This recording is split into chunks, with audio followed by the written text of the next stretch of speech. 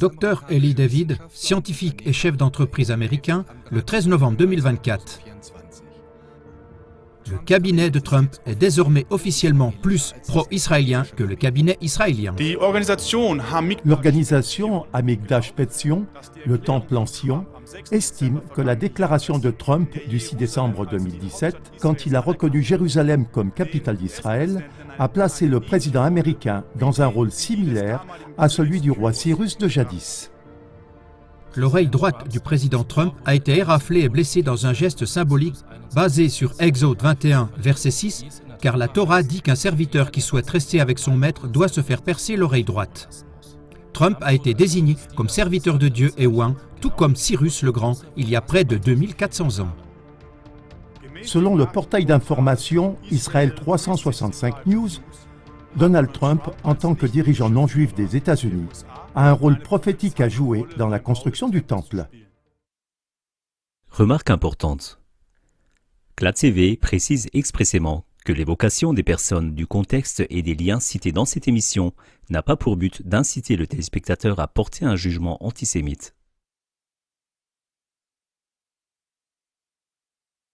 Même si les personnes et les groupes d'intérêt mentionnés dans cette émission agissent sous le drapeau du gouvernement israélien et se font passer pour des juifs, chaque téléspectateur devrait garder à l'esprit que fondamentalement, la violence, quel que soit le camp qui la commet, ne doit pas donner lieu à des jugements racistes.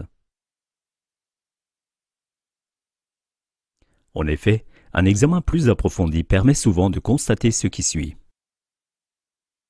Les personnes qui se retrouvent sous les feux de l'actualité grâce au journalisme d'investigation détournent l'attention de leurs actes de violence en utilisant ensuite leur groupe religieux ou leur nation comme bouc émissaire ou bouclier. Ainsi, la haine et la violence consécutives sont délibérément dirigées de manière illégale vers la communauté religieuse ou vers cette nation. Le fait que dans de nombreux cas, on n'a pas du tout affaire à de véritables juifs ou à de véritables adeptes d'autres religions, mais à une idéologie luciférienne, est expliqué en détail dans les émissions non disponibles en français. Contre le racisme et la conspiration et le secret des obélisques. Cette documentation prouve également exactement ce lien. Le 20 janvier 2025, Donald Trump prêtera serment en tant que 47e président des États-Unis. La personne de Donald Trump divise les esprits comme peu d'autres. Pour les uns, il est le sauveur tant attendu qui assèche le marais et détruit l'État profond. Pour d'autres, il est un imprévisible destructeur de démocratie et un propagateur de haine. Dans le documentaire « Dossier Trump, sauveur ou élément du Deep State » d'octobre 2024, les liens de Donald Trump avec l'État profond et la franc-maçonnerie luciférienne de haut niveau sont mis en évidence. Dans cette émission, nous allons maintenant jeter un regard sur l'avenir. Les déclarations sur l'élection de Trump d'une part et la composition de son équipe gouvernementale pour son second mandat d'autre part permettent d'en savoir plus. Celui-ci est composé d'une part de ce qu'on appelle le cabinet des États-Unis, qui se compose du président, du vice-président et de 14 ministres, et d'autre part d'autres personnes prévues pour des postes clés. La composition de l'équipe gouvernementale de Trump permet-elle de définir une éventuelle feuille de route en matière de politique étrangère pour les 4 prochaines années? Y a-t-il un grand dénominateur commun qui unit les personnes nommées par Trump? Et quelles conclusions un tel dénominateur commun permet-il de tirer? CLAD TV a examiné les personnes mises en place par Trump et a découvert un grand dénominateur commun. Il s'agit de la guerre Israël-Gaza, un conflit armé qui oppose Israël et le Hamas depuis le 7 octobre 2023. Le Hamas est un mouvement de résistance islamique qui constitue le gouvernement de la bande de Gaza et qui a été classé comme organisation terroriste par 41 pays. Les réactions internationales à la guerre israélo-gazaoui sont diverses. Les uns insistent sur le droit d'Israël à l'autodéfense depuis l'attaque terroriste du Hamas du 7 octobre 2023 qui a fait 1139 morts israéliens et enlevé 239 otages. D'autres s'interrogent sur la proportionnalité des attaques israéliennes au vu des plus de 45 000 morts palestiniens. chiffre de janvier 2025. Ceci selon les données du Haut-Commissaire des Nations Unies aux droits de l'homme. Une petite majorité d'entre eux sont des femmes et des enfants. William Schabas, spécialiste irlando-canadien du droit international, a déclaré en janvier 2024 que pour lui, il est de plus en plus clair qu'Israël n'a pas pour objectif de vaincre le Hamas, mais plutôt de déraciner ou d'exterminer la population de la bande de Gaza. Le documentaire de David Sorensen met en évidence de graves incohérences dans la prétendue attaque surprise du Hamas du 7 octobre 2023. Ce film parle d'une opération planifiée sur tous les fronts. Sorensen a littéralement déclaré « J'ai le sentiment qu'une fois de plus, les peuples d'Israël et de Palestine ont été vendus à des puissances supérieures. » Sorensen montre également que le Hamas a été créé pour donner à Israël un prétexte pour prendre le contrôle total de toute la bande de Gaza. En mars 2019, lors d'une réunion de son parti de centre droit, le Likoud, Netanyahou avait déclaré à ses collègues du Likoud « Celui qui veut faire échouer la création d'un État palestinien doit soutenir le Hamas et transférer de l'argent au Hamas. Cela fait partie de notre stratégie pour isoler les Palestiniens en Cisjordanie. » Mais revenons maintenant aux personnes nommées par Trump pour former son équipe gouvernementale et au seul grand dénominateur commun. Ils sont tous pro-Israël dans le sens où, par exemple, ils font la sourde oreille au rapport d'Amnesty International publié début décembre 2024 qui juge qu'Israël commet un génocide. Ils prennent la défense de l'action disproportionnée du gouvernement israélien et se prononcent contre un cessez-le-feu. Selon un article de l'organisation américaine à but non lucratif, The Palestine Chronicle, daté du 13 novembre 2024, chaque individu du cabinet de Trump est soit un sioniste chrétien, soit un sioniste juif, et ils sont tous des partisans de la ligne dure sur ce sujet. Le terme sioniste se réfère ici en premier lieu aux personnes qui approuvent ou soutiennent activement l'existence d'un État juif au Proche-Orient. Le mot est dérivé de Sion, le nom du mont du Temple à Jérusalem. Après la création de l'État en 1948, de nombreux sionistes poursuivent l'objectif de rétablir un grand Israël biblique. Pour ce faire, le temple sur le mont du Temple doit également être reconstruit. En septembre 2024, le chef du gouvernement israélien, Benjamin Netanyahou, a montré devant l'Assemblée générale de l'ONU une carte d'Israël incluant les territoires palestiniens. Le quotidien juif américain Forward, le 13 novembre 2024. Les premiers candidats de Trump sont des partisans invétérés d'Israël et se moquent des électeurs protestataires pro-palestiniens. Le quotidien israélien Haaretz, le 13 novembre 2024. Seul Netanyahou aurait pu choisir une équipe de politique étrangère encore plus confortable. Les précédentes nominations de Trump, de Mike Huckabee à Pete Hegseth, montrent clairement la priorité qu'il accordera au Moyen-Orient. Les partisans d'Israël se réjouissent. Le portail d'information indépendant Information Libération, le 12 novembre 2024. Ben Shapiro célèbre Trump pour avoir composé un cabinet qui donne la priorité à Israël. Le docteur Eli David, scientifique et chef d'entreprise américain, le 13 novembre 2024. Le cabinet de Trump est désormais officiellement plus pro-israélien que le cabinet israélien. Le grand dénominateur commun d'un soutien sans critique à Israël est évident, non seulement au sein de l'équipe gouvernementale de Trump, mais aussi au sein du Congrès américain. Le quotidien israélien The Jerusalem Post, le 7 novembre 2024. Les candidats soutenus par l'AIPAC gagnent les élections américaines et renforcent la présence pro-israélienne au Congrès. Le comité d'action politique pro-israélien AIPAC a jusqu'à présent aidé 318 candidats sionistes à remporter les dernières élections américaines.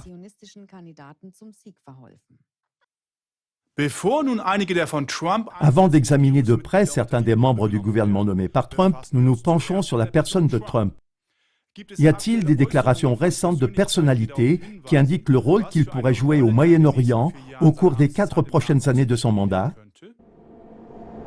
Feuille de route possible pour le deuxième mandat de Donald Trump et son rôle envisageable dans celui-ci. Donald Trump a reçu 100 millions de dollars pour sa campagne électorale de la part de Miriam Adelson, médecin israélo-américaine et sioniste déclarée. Le portail d'information suisse Watson a écrit qu'Adelson était une lobbyiste israélienne acharnée et une opposante farouche à une solution à 2 États. Le 27 octobre 2020, le journal internet israélien The Times of Israel a dressé la liste des 100 points par lesquels le président Trump a soutenu Israël au cours de son premier mandat. Voici seulement les 10 premiers points. Premièrement, le président Trump a reconnu Jérusalem comme capitale d'Israël. Deuxièmement, le président Trump a transféré l'ambassade américaine de Tel Aviv à Jérusalem. Troisièmement, le président Trump a fermé le consulat de Jérusalem pour en faire un bureau d'ambassade. Quatrièmement, le président Trump n'a jamais critiqué publiquement Israël. Cinquièmement, le président Trump a retiré l'Amérique de l'accord avec l'Iran. Sixièmement, le président Trump a augmenté l'aide militaire à Israël de 400 millions de dollars. Septièmement, le président Trump a imposé des sanctions à l'Iran dès qu'il s'est retiré de l'accord. Huitièmement, le président Trump a reconnu la souveraineté d'Israël sur les hauteurs du Golan. Neuvièmement, le président Trump a qualifié le CGRI, les forces spéciales iraniennes, de groupe terroriste étranger. Dixièmement, le président Trump a banni des États-Unis le cofondateur de la campagne politique BDS, Omar Barghouti. BDS boycott, désinvestissement et sanctions, veut boycotter l'État d'Israël pour exiger la fin de l'occupation de toutes les terres arabes. Le point 1 est d'une grande importance. Le 6 décembre 2017, le président américain Donald Trump a prononcé la reconnaissance officielle par les États-Unis de Jérusalem comme capitale d'Israël. C'est un acte historique pour lequel le peuple juif est reconnaissant, a déclaré le professeur Hillel Weiss au portail d'information israélien Arutz Sheva. Weiss est le président de l'organisation israélienne du temple Hamikdash Bet Zion, le temple de Sion. Weiss a toutefois averti que Trump ne devait pas s'arrêter là, alors que toutes les bénédictions de Dieu étaient accordées à son administration.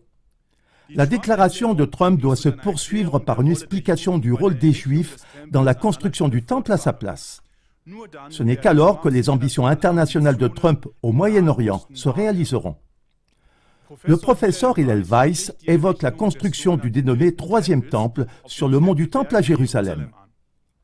Dans l'attente du Messie à venir, en hébreu Mashiach, une condition dans la religion juive est entre autres que le temple juif de Jérusalem, Troisième Temple, ait été reconstruit. Michée 4, verset 1. Pour cela, les lieux islamiques, la mosquée Al-Aqsa et le dôme du rocher devraient céder la place, c'est-à-dire être déplacés ou totalement détruits. L'un des nombreux groupes israéliens qui se préparent à construire le Troisième Temple a émis une pièce d'un demi-shekel à l'effigie du roi de Perse Cyrus et du président américain Donald Trump. Cyrus a permis aux Juifs de revenir sur la terre d'Israël après leur captivité à Babylone, en 539 avant Jésus-Christ, leur permettant ainsi de construire le second temple. L'organisation Hamikdash Bet Zion estime que la déclaration de Trump du 6 décembre 2017, reconnaissant Jérusalem comme la capitale d'Israël, a placé le président américain dans un rôle similaire à celui du roi Cyrus de l'époque. Ainsi, sur la nouvelle pièce de monnaie, sous les têtes de Cyrus et de Trump est gravé « Et il, Dieu, m'a chargé de lui construire une maison à Jérusalem ». Dans un message vidéo, le rabbin Isser Zalman Weisberg explique de manière plus détaillée comment le troisième temple de Jérusalem sera construit sous le deuxième mandat de Trump. Cette vidéo est apparue le 24 juillet 2024, peu après la prétendue tentative d'assassinat de Donald Trump sur la chaîne X d'Adam Green. Donald Trump, selon le rabbin Weisberg, est le deuxième messie non-juif après Cyrus.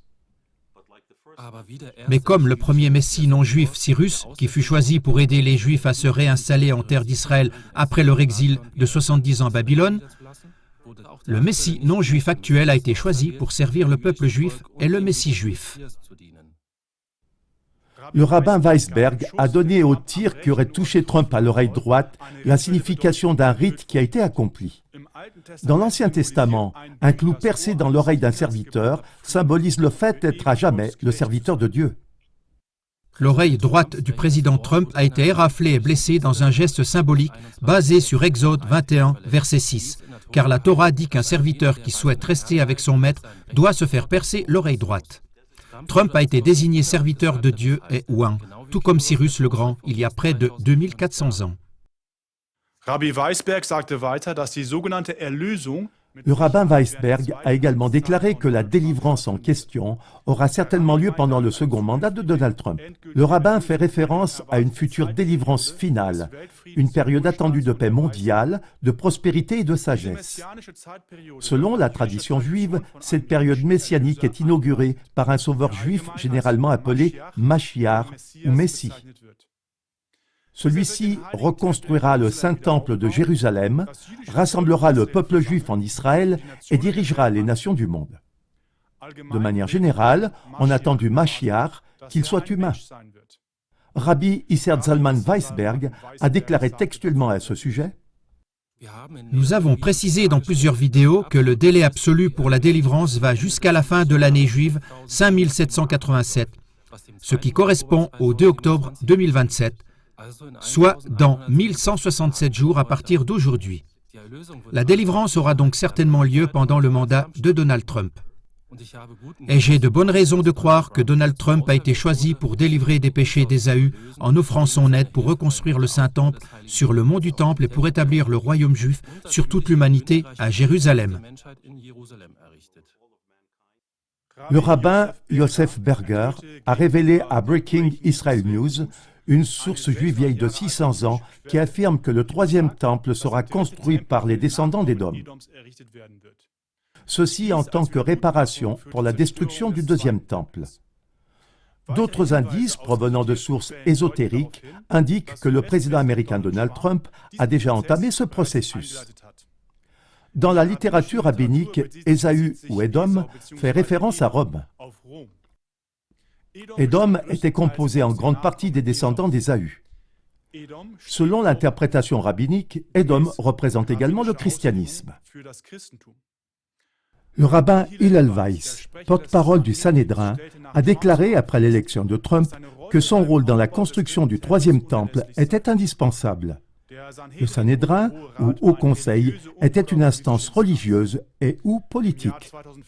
En 2005, il a été réintroduit dans le cadre du projet de construction du troisième temple. Le rabbin Weiss a dit textuellement: les Juifs réaliseront la construction proprement dite du troisième temple, mais pour que le troisième temple soit une maison de prière pour toutes les nations doivent participer à sa création.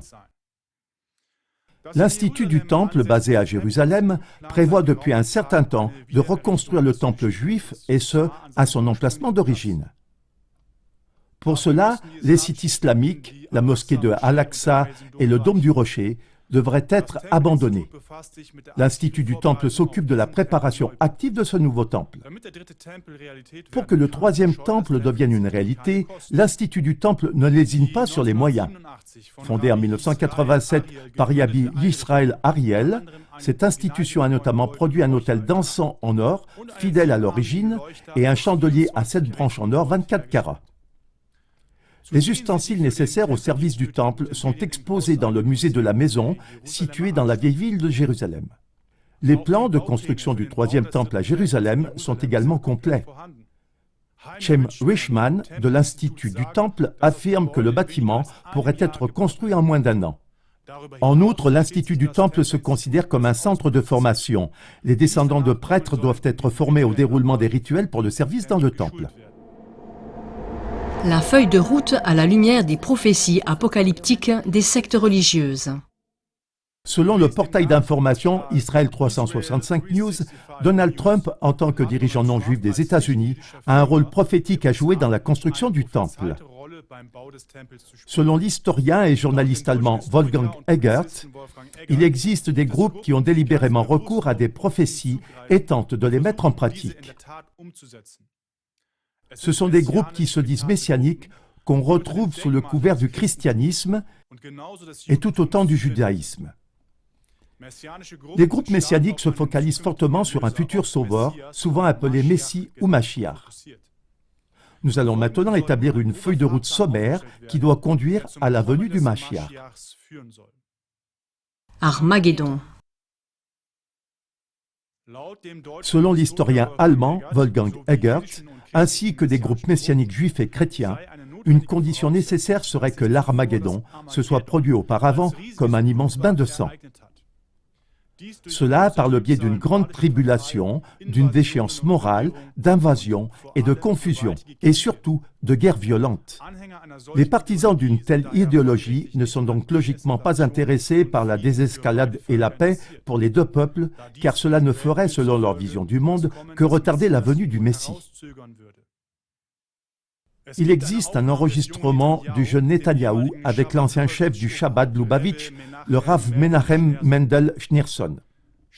Schneerson demande à Netanyahou de provoquer la venue du Messie. Serait-il donc possible que Netanyahou aide à la venue du Messie en laissant la guerre du Proche-Orient s'intensifier jusqu'à ce qu'elle devienne un incendie généralisé qui se propagerait dans le monde entier ? En effet, selon une prophétie de Schneerson datant des années 90, Netanyahou serait le premier ministre qui remettra le sceptre au Messie. De nombreux rabbins juifs du Chabad Lubavitch affirment que Netanyahou est le Messie Ben Yosef, qui, lorsque son règne s'effondrera, devra remettre les clés au Messie Ben David. Mashiach Ben Yosef doit préparer la venue du dernier sauveur, le Messie Ben David. Il fera la guerre contre les forces du mal qui oppriment Israël. Dès 1871, le général de guerre américain et sataniste Albert Pike a esquissé 3 guerres mondiales à venir dans une lettre adressée au chef Illuminati, Mazzini. Après la Première et la Seconde Guerre mondiale, il aborde également la question de l'Armageddon. Et puis, une 3e guerre mondiale. Celle-ci doit naître au Moyen-Orient et il s'agira d'une guerre entre le judaïsme et l'islam qui se propagera dans le monde entier. Cette guerre entre les musulmans et le judaïsme est censée provoquer définitivement cet Armageddon. Plusieurs experts en géopolitique soutiennent cette thèse.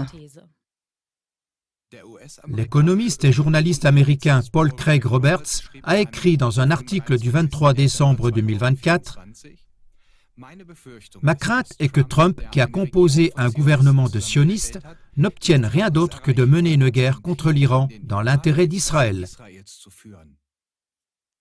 Dans un article du 19 décembre 2024, la journaliste indépendante Kathleen Johnstone, spécialisée dans la politique américaine, a expliqué comment Trump et Israël sont impatients de bombarder l'Iran. Les médias israéliens rapportent que les forces de défense israéliennes, le FDI, considèrent désormais les attaques aériennes contre l'Iran comme beaucoup plus faciles à mener, car leurs pilotes n'ont plus à se soucier de la défense aérienne syrienne en chemin.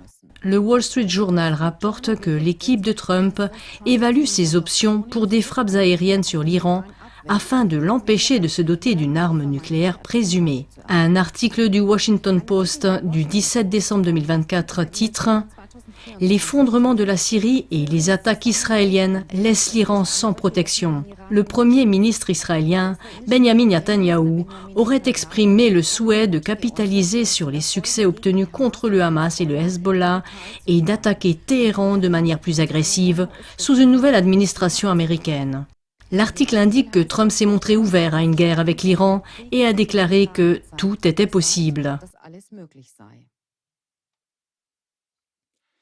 L'expert financier allemand Ernst Wolf prédit lui aussi un théâtre de guerre au Proche-Orient et en Extrême-Orient. Je prédis que Trump mettra effectivement fin à la guerre en Ukraine et qu'il entamera la phase de construction, donnant ainsi pratiquement carte blanche à BlackRock. Mais je pense qu'il veillera à ce que la guerre en Géorgie et dans les Balkans se poursuive. Et je pense surtout qu'il va pousser très fort la guerre contre l'Iran et qu'il va aussi continuer à chercher la confrontation avec la Chine. Au vu de la feuille de route qui vient d'être établie, un Armageddon déclenché au Moyen-Orient et l'établissement du troisième temple, le choix des personnes nommées par Trump à ces postes gouvernementaux a tout son sens. Tous, jusqu'au dernier de la liste, semblent soutenir cette feuille de route sans condition et sans critique. Voici quelques exemples. Ministre de Trump du cabinet 2. Le vice-président J.D. Vance. Vance soutient pleinement Israël dans la bande de Gaza, mais appelle à la prudence vis-à-vis de l'Iran, à se concentrer sur la Chine et à moins soutenir l'Ukraine. En effet, Vance a refusé toute limitation de l'aide à Israël et a insisté pour soutenir la guerre d'Israël contre Gaza. Le ministre des Affaires étrangères, Marco Rubio.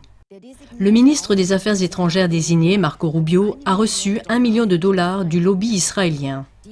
La coalition juive républicaine a salué la probable nomination de Rubio lorsqu'elle a été rapportée pour la première fois. En ces termes extraordinairement dangereux, le sénateur Rubio est un défenseur acharné d'Israël qui a toujours soutenu l'État juif, a déclaré le groupe dans un communiqué.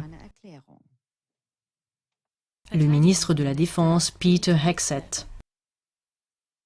Les tatouages que porte Hegseth sur le corps en disent long sur sa vision du monde et ses projets. Sur sa poitrine à droite se trouve une grande croix de Jérusalem, le blason du royaume de Jérusalem, érigé en 1099 par les croisés. Les croisades médiévales étaient principalement dirigées contre les musulmans en Terre Sainte et, de fait, le vétéran d'Afghanistan s'est prononcé pour un soutien encore plus fort à Israël. Hegseth a pris la parole lors de la conférence Arutz Sheva 2018 à Jérusalem où il a déclaré « En 2017, la désignation de Jérusalem comme capitale a été un miracle et il n'y a aucune raison pour que le miracle de la reconstruction du temple sur le mont du temple ne soit pas possible. » Mike Whitney, analyste géopolitique et social basé aux États-Unis, a résumé le personnage Hegseth comme suit. C'est un promoteur du sionisme évangélique. Hegseth a prétendu adhérer à l'étrange troisième prophétie du Temple, qui appelle à la destruction des lieux saints musulmans à Jérusalem. Les exemples de menaces sauvages et terribles de Hegseth envers des nations étrangères sont trop nombreux pour être énumérés. Tout comme, par exemple, son appel télévisé aux États-Unis pour qu'ils bombardent les sites culturels iraniens. La ministre de la Justice, Pam Bondi. Dans une interview sur Fox News le 14 mai 2018, Pam Bondi a déclaré « Et Israël est l'un de nos alliés, si ce n'est notre plus grand allié dans le monde.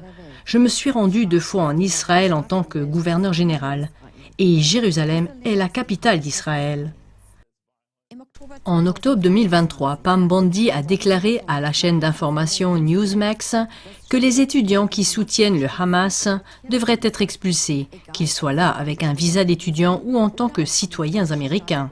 Trump lui-même a exprimé des opinions similaires lors de la campagne électorale de 2024. Le ministre de l'Intérieur, Doug Burgum. Doug Burgum a dit dans une déclaration après sa visite en Israël en septembre 2024 « À l'heure où l'Iran est en guerre contre Israël sur 7 fronts, le temps est venu de se tenir aux côtés d'Israël. Nous devons arrêter la politique de l'administration actuelle Biden d'apaisement de l'Iran et de pression sur Israël et rétablir la politique de pression maximale sur l'Iran avec un soutien maximal à Israël. » Le ministre de la Santé, Robert F. Kennedy Jr. Le 14 juin 2024, Kennedy Jr. a confirmé son opposition à un cessez-le-feu à Gaza. Dans une interview accordée à l'agence de presse Reuters le 21 mars 2024, Kennedy a offert un soutien inconditionnel à Israël, le qualifiant de nation morale qui a réagi à juste titre aux provocations du Hamas en lançant des attaques sur Gaza. Il a remis en question la nécessité d'une trêve de 6 semaines soutenue par le président Joe Biden. Lors d'une conférence de presse du 1er juin 2023, Kennedy Jr. a répondu à la question de savoir pourquoi il avait supprimé un tweet sur l'ancien musicien des Pink Floyd, Robert Waters. J'ai rédigé le tweet dans lequel je félicitais Roger Waters pour son courage de s'opposer aux lois Covid et à la guerre en Ukraine. Je ne connaissais pas sa position sur Israël. Et quand je l'ai appris, j'ai immédiatement supprimé mon tweet. La ministre de la Sécurité intérieure, Kristi Noem. En juillet 2023, la gouverneure Kristi Noem a fait une déclaration de soutien au peuple israélien et au Premier ministre Benjamin Netanyahou. Dans les jours à venir, tous les Américains et le monde entier doivent rester fermement attachés à notre détermination à soutenir le peuple israélien. Bonne chance à vous, mon ami le Premier ministre Netanyahou, et à votre peuple. Vous gagnerez et vous aurez notre soutien à chaque étape du chemin.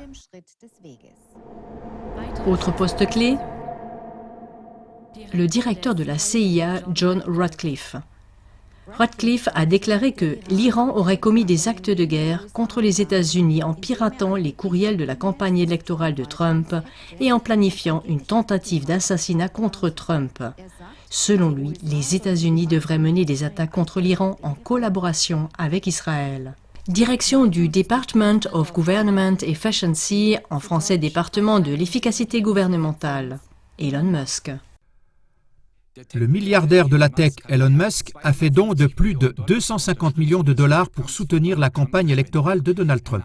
Il a également joué un rôle plus actif dans la politique américaine, notamment lorsqu'il s'agissait du Proche-Orient. Lors d'un meeting de campagne pour Donald Trump, il a critiqué l'Iran et s'est prononcé en faveur d'un soutien fort à Israël. Peu après la victoire de Trump, Musk a posté les mots Novus Ordo Seclorum au-dessus d'une photo avec Trump, en référence à l'inscription sur le dollar sous la pyramide avec l'œil qui voit tout de Lucifer. En français, un nouvel ordre mondial. L'ambassade américaine en Israël, Mike Huckabee. Donald Trump envoie un nouveau signal clair en matière de politique au Proche-Orient en nommant Mike Huckabee au poste d'ambassadeur américain en Israël. Huckabee est depuis de nombreuses années l'une des voix les plus en vue des sionistes chrétiens. Même après sa nomination, l'ancien pasteur baptiste et gouverneur de l'Arkansas persiste dans sa ligne, à savoir ne pas parler de Cisjordanie, mais de Judée et Samarie. Huckabee a également manifesté à plusieurs reprises sa sympathie pour une occupation des territoires autonomes palestiniens. Derrière Mike Huckabee se trouvent de puissantes organisations de lobbying comme les Chrétiens unis pour Israël avec des millions de membres. Le soutien à Israël sert l'espoir historique du retour salvateur de Jésus que les Juifs reconnaîtront alors également comme leur Messie. D'ici là, Israël deviendra le champ de bataille de l'Armageddon, a annoncé en octobre le président du CUFI, John Hagee, devant des milliers de ses partisans. Ce ne sont que quelques exemples. Ce grand dénominateur commun de soutien sans critique à Israël se retrouve chez toutes les personnes nommées par Trump dans son équipe gouvernementale. Rien n'empêche donc Trump et ses commanditaires de déclencher une troisième guerre mondiale au Proche-Orient, afin que le troisième temple puisse être érigé sur le mont du Temple. Tout cela dans le but ultime d'un gouvernement mondial unique dont le siège serait à Jérusalem. La création d'un gouvernement mondial unique dont le siège serait à Jérusalem. Dans son documentaire « Le mystère dévoilé », David Sorensen affirme être en contact avec plusieurs personnes qui ont quitté les élites financières et leurs pratiques rituelles lucifériennes. Und sie alle sagen das Gleiche. Et ils disent tous la même chose.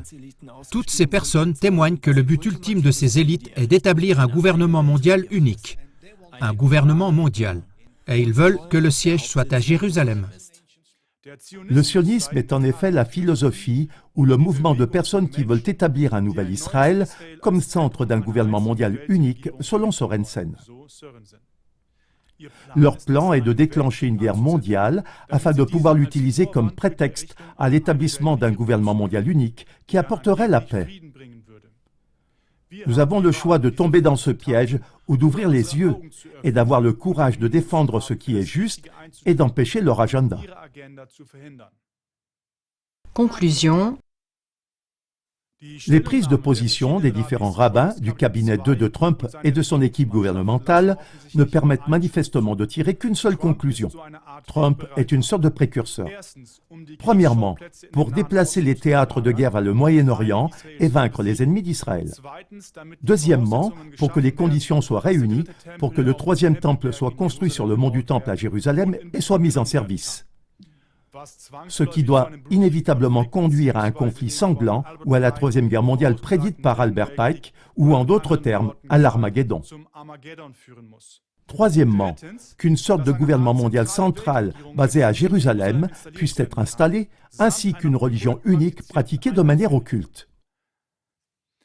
Si on se réfère aux déclarations marquantes des personnalités citées dans ce documentaire, on ne peut pas imaginer que ce centre de Jérusalem apportera la paix mondiale tant attendue. Au contraire, cela donne l'impression qu'on domine, contrôle et surveille d'une main de fer, que toute individualité est réprimée et que les personnes qui pensent différemment sont exclues.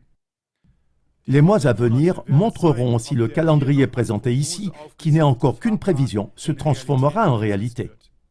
Mais comment peut-on vraiment parvenir à la paix mondiale à laquelle tous les hommes aspirent? Le 21 septembre 2018, le fondateur de CLA TV, Ivo Sasek, avait déjà exposé, à l'occasion de la 37e journée mondiale de la paix, le secret pour parvenir à une paix durable, qu'elle soit personnelle, interreligieuse ou mondiale. Il est important de faire une distinction. La paix n'est pas un objectif, ni une Jérusalem céleste, ni une Jérusalem terrestre dans le futur. La paix est le chemin. La paix est la puissance dans l'ici et maintenant. C'est une machine à énergie, la paix de Dieu. Et elle est aussi bien dans le musulman que dans le chrétien, que dans le juif, que dans l'hindou. Elle est dans chaque personne, mais cela dépend si je me concentre ou non sur elle. Je dois m'engager dans cette expérience de vivre en fonction de la force. C'est comme un contrat, comme une poignée de main, comme un mariage. Et tant que je ne fais pas attention à cela, que cette source d'énergie est là, je serai toujours en retard sur la paix. J'aurai toujours un combat. J'ai trouvé ce secret et je l'ai enseigné à des milliers de personnes. Et aujourd'hui, nous l'enseignons à des milliers de personnes. Et cette énergie est le chemin, la raison pour laquelle nous avons la paix. La paix comme un chemin qui nous accompagne. Ce n'est pas un but que nous atteindrons un jour.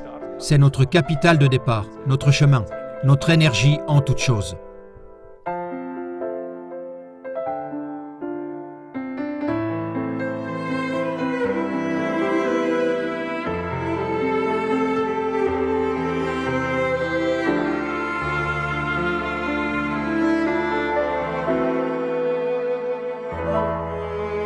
Langsam gehe ich durch die Straßen, schaue mich ganz vorsichtig um. Alles fällt um mich zusammen, Schüsse fallen in der Luft. Menschen rennen wild durcheinander, Verzweiflung auf ihrem Gesicht, Angst und Trauer um ihre Liebsten, verstehen nicht, was mit ihnen geschieht.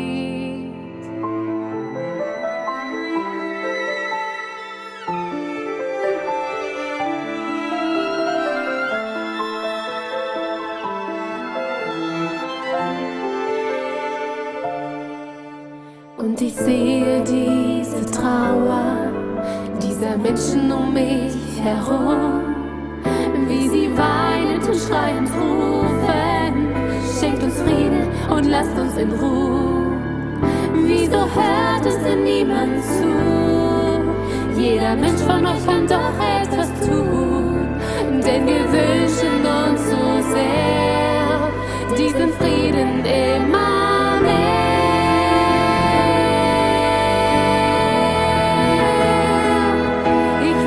Frieden für die Welt, Frieden ist das, was zählt. Ich wünsch mir Frieden für unsere Brüder und Schwestern wir Frieden im Miteinander, Frieden für dich und mich, denn ich wünsche mir so sehr diesen Frieden immer mehr.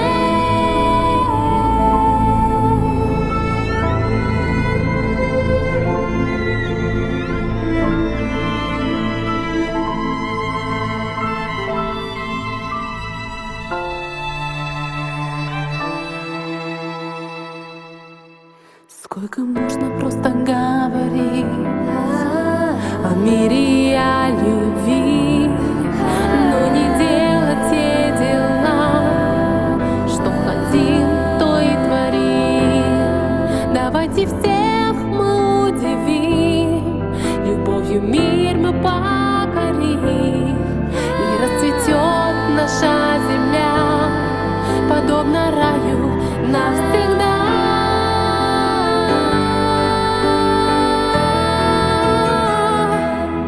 Желаю мира людям всем, мир нашей стране. Желаю мира нашим братьям и сестрам на земле. Давайте всех